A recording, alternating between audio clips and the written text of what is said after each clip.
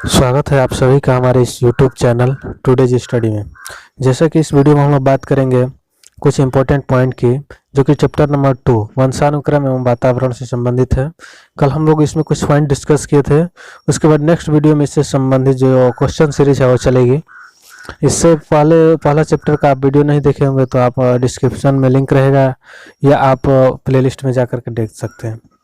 चलिए हम लोग बिना देर किए नेक्स्ट वीडियो की तरफ इम्पोर्टेंट पॉइंट की तरफ बढ़ते हैं। यहाँ पे दिया गया है वंशानुक्रम, यहाँ पे खाली स्पेस दिया गया है। उसके बाद दिया गया है वंशानुक्रम प्रभाव बालकों पर पड़ता है। कैसा पड़ता है? तो शारीरिक लक्षणों पर प्रभाव, चरित्र पर प्रभाव और बुद्धि पर प्रभाव। ये वंशानुक्रम यानी माता पिता से, जो कल हम लोग डिस्कस किए थे, माता पिता से जो है ना कि बच्चे में गुण जाता है, और यहाँ तक कि दादा दादी से भी, परदादा से भी कुछ गुण जो है ना कि ट्रांसफर होके जाता है। 1/2, 1/4 इस तरह करके हम लोग पढ़े थे। 1/8 परदादा से, इस तरह 1/16, 1/32 इस तरह से करके हम लोग कल पढ़े थे।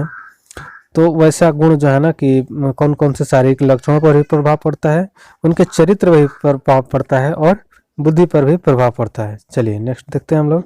यहाँ पे दिया गया गुणसूत्र यानी क्रोमोसोम क्या होता है। क्रोमोसोम क्या होता है? स्थिर होता है। क्रोमोसोम क्या होता है? तो स्थिर होता है। यहाँ पे नेक्स्ट हम लोग देखेंगे तो माता पिता से वंशजों में स्थानांतरित होने वाले लक्षणों को क्या कहा जाता है? तो आनुवंशिकता कहा जाता है।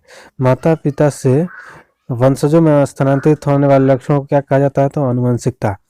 यहाँ पे ये नेक्स्ट क्वेश्चन जो है ये पूछा जा चुका है, आपको ये सीटेट में पूछा जा चुका है। ये नेक्स्ट वीडियो में हम लोग इसको डिस्कस भी करेंगे क्वेश्चन के रूप में। कह रहा है जुड़वा भाइयों में से एक को सामाजिक एवं आर्थिक रूप से धनाढ़ परिवार द्वारा गोद ले लिया जाता है। दो ठो जुड़वा भाई है, एक ठो धनाढ़ रूप से यानी कि जो रिच मैन है उनके यहाँ उसको गोद ले लिया जाता है, एक ठो पुअर मैन के यहाँ गोद ले लिया जाता है, ठीक है, जो कि निर्धन परिवार से है। दोनों को 1 वर्ष के बाद उनके बुद्धि लब्धांक बारे में जब अवलोकन किया जाता है, परीक्षण किया जाता है, तो ऐसा देखा जाता है कि उनकी सामाजिक आर्थिक स्तर बुद्धि लब्धांक को प्रभावित नहीं करता है। यानी कि सामाजिक आर्थिक स्तर आपका किस तरह का है, आप गरीब घराने से हैं, अमीर खानदान से हैं, तो उस ढंग में उनका पालन पोषण हो रहा है। लेकिन उनके बुद्धि लब्धांक जो है, जो कि अर्जित है, ठीक है, माता पिता के द्वारा अर्जित है या कह लीजिए अनुवांशिक के द्वारा अर्जित है, उस पर कोई प्रभाव नहीं पड़ता है। ये सीटेट में पूछा जा चुका है। चलिए नेक्स्ट हम लोग देखते हैं। मुख्य रूप से आनुवंशिकता संबंधी कारक है। आनुवंशिकता संबंधी कारक क्या है? तो आंखों का रंग, यानी कि जो आई कलर होता है ना, वो जो है आनुवंशिक रूप से प्रभावित होते हैं, यानी कि जीन से प्रभावित होता है।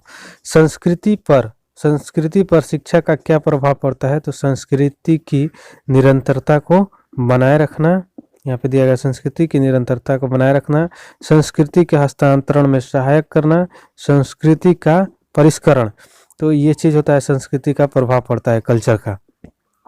फिर हम लोग नेक्स्ट टॉपिक यहाँ पे देखते हैं। अगला टॉपिक, मानवीय विकास में आनुवंशिकता एवं परिवेश की भूमिका के संदर्भ में समुचित कथन कौन सा है? मानवीय विकास यानी मनुष्य का विकास जो है आनुवंशिकता एवं परिवेश की भूमिका का संदर्भ में समुचित विकास क्या है? तो विकास के विभिन्न क्षेत्रों में आनुवंशिकता एवं परिवेश का सापेक्षिक प्रभाव परिवर्तनशील है। ये जैसे क्वेश्चन में आएगा तो हम लोग बेहतरीन ढंग से एक्सप्लेन करेंगे उस समय। चलिए, प्राकृत पोषण विवाद में प्राकृत से क्या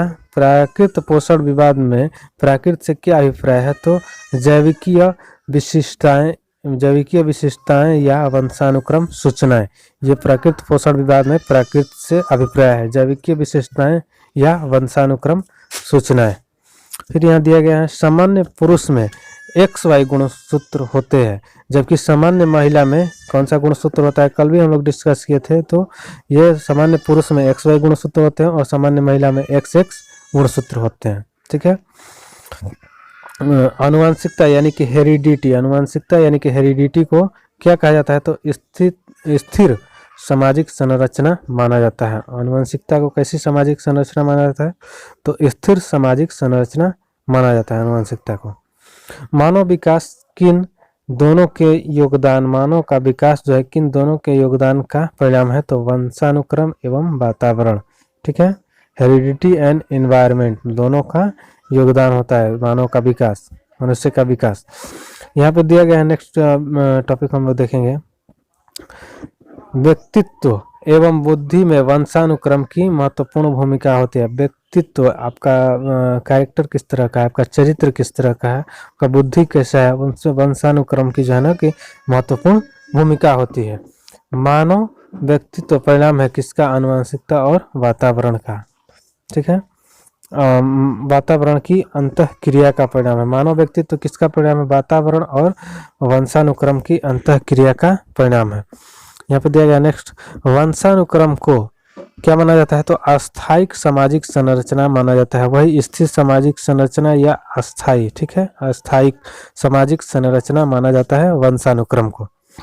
यहाँ पे नेक्स्ट हम लोग देखेंगे, यहाँ फिलिंग द ब्लैंक्स दिया गया है। ठीक है, यहाँ पे फिलिंग द ब्लैंक्स दिया गया तथा यहाँ पे फिलिंग द ब्लैंक्स की विशिष्ट अनन्य क्रिया का परिणाम विकास के विविध मार्गों और निष्कर्षों के रूप में होता है। तो यहाँ पे वंशानुक्रम और पर्यावरण, वंशानुक्रम तथा पर्यावरण की विशिष्ट अनन्य क्रिया का परिणाम विकास के विविध मार्गों और निष्कर्षों के रूप में होता है।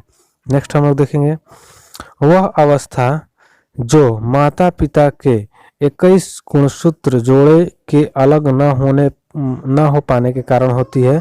तो ये क्या इसको बोला जाता है, तो डाउन सिंड्रोम बोला जाता है। 21 गुणसूत्र, जबकि 23 जोड़े गुणसूत्र पाए जाते हैं, जिसमें 2 गुणसूत्र जो है ना एक्स वाई अगर एक्टिव होगा, तो हम कल इसको डिस्कस कर चुके हैं कल के वीडियो में। तो एक्स वाई अगर एक्टिव होता है तो वहाँ पे बच्चा होता है, और एक्स एक्स अगर एक्टिव होता है दोनों से, यानी कि माता से भी एक्स और पिता से भी एक्स मिलकर एक्स एक्स एक्टिव होता है, तो वहाँ पे बच्ची पैदा होती है। ठीक है, तो अगर 21 गुणसूत्र ही एक्टिव होते हैं, 21 जोड़े ही, वैसे होना चाहिए 30 जोड़े, यानी टोटल 46, लेकिन तो वहाँ पे 21 जोड़े हैं, 21 जोड़े के अलग न हो पाने के कारण कहलाती है। तो क्या कहलाती है, डाउन सिंड्रोम।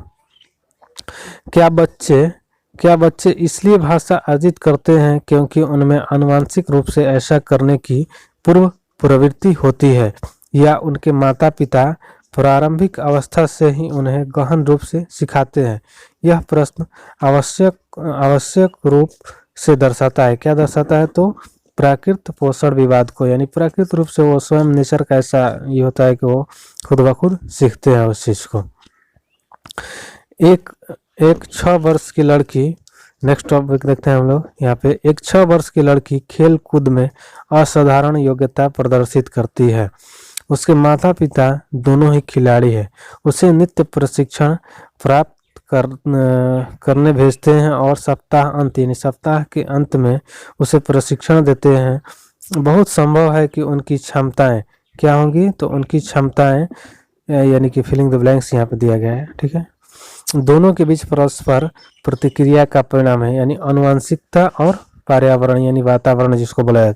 आनुवंशिक यानी माता पिता जब खिलाड़ी हैं तो बच्चे निश्चित है कि उनमें उनका गुण क्या होगा, चूंकि ये आनुवंशिकता के थ्रू आ गया। ठीक है, और पर्यावरण जैसे कि वो प्रतिदिन नित्य जा रही प्रशिक्षण के लिए, और सप्ताह के अंत में कोई माता पिता भी उनको उस तरह का प्रशिक्षण दे रहे हैं, उस तरह का एनवायरनमेंट दे रहे हैं, वातावरण माहौल तैयार कर रहे हैं ताकि बच्चा अच्छे ढंग से खिलाड़ी बन सके।